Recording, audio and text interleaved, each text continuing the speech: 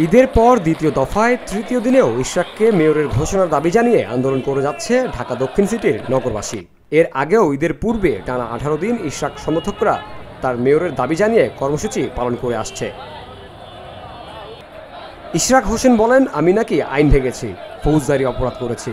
এছাড়াও তিনি বলেন, আমি তাকে জিজ্ঞেস করতে চাই, আমি যদি সত্যি কোনো অপরাধ করে থাকি তাহলে সরকারের থেকে আপনারা কেন আমার বিরুদ্ধে মামলা করেননি?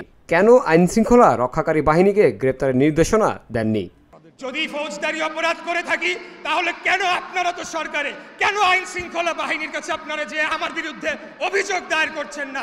কেন আইন শৃঙ্খলা রক্ষাকারী বাহিনীকে নির্দেশ দিচ্ছেন না আমাকে গ্রেফতার করে নিয়ে যাও? আমরা এসব ভয় পাই না। খুনি হাসিনার বিরুদ্ধে 17 বছর আমরা যুদ্ধ করেছি, লড়াই করেছি, জেল খেটেছি, গুম হয়েছি। আমরা যত ধরনের জুলুম নির্যাতন আছে সবকিছু সহ্য করে আমরা জনগণের অধিকার প্রতিষ্ঠার জন্য লড়াই করেছি। অতএব আপনাদের মতো শিশু উপদেষ্টা এসে যদি এখন আমাদের সাথে কথা বলতে চায়, আপনাদের সাথে কথা বলাটাও আমি মনে করি যে আমাদের জন্য অবমাননাকর। এছাড়াও তিনি বলেন, আপনাদের মতো শিশু উপদেষ্টা যদি আমাদের সঙ্গে কথা বলতে চায়, সে কথা বলাও আমাদের জন্য অবমাননাকর। আজকে যা কিছু হচ্ছে সবকিছুর জন্যই এই বর্তমান সরকার দায়ী। বাংলাদেশের সর্বোচ্চ আদালত মহামান্য সুপ্রিম কোর্ট থেকে, আপিল বিভাগ থেকে এই জিনিসটা বহু আগেই নিষ্পত্তি হয়ে গিয়েছে। তারপরেও যদি সে বলে যে এখানে আইনি জটিলতা রয়েছে, তাহলে আমি বলবো যে এই ধরনের মূর্খ উপদেষ্টা বাংলাদেশের ইতিহাসে কেউ কোনোদিন দেখে নাই।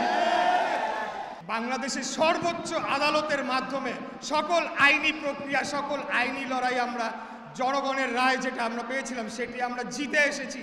তারপরেও আমরা দেখেছি যে ক্রমাগত এই বর্তমান সরকারের পক্ষ থেকে তারা ষড়যন্ত্র করে চলেছে প্রতিনিয়ত, কিভাবে আমাদের এই আন্দোলনকে দমানো যায়, কিভাবে আমাদের এই আন্দোলনকে বিতর্কিত করা যায়, কিভাবে জনগণের সামনে ভুলভাবে আমাদের কার্যক্রমকে উপস্থাপন করে আমাদেরকে কোনোভাবে মানো যায় কিনা, মানসিকভাবে ক্ষতিগ্রস্ত করা যায় কিনা, সেই চেষ্টা তারা লিপ্ত হয়েছে। বুধবার সকালে নগর ভবনে আমরা ঢাকাবাসীর চলমান আন্দোলনে অংশ নিয়ে তিনি এই মন্তব্য করেন।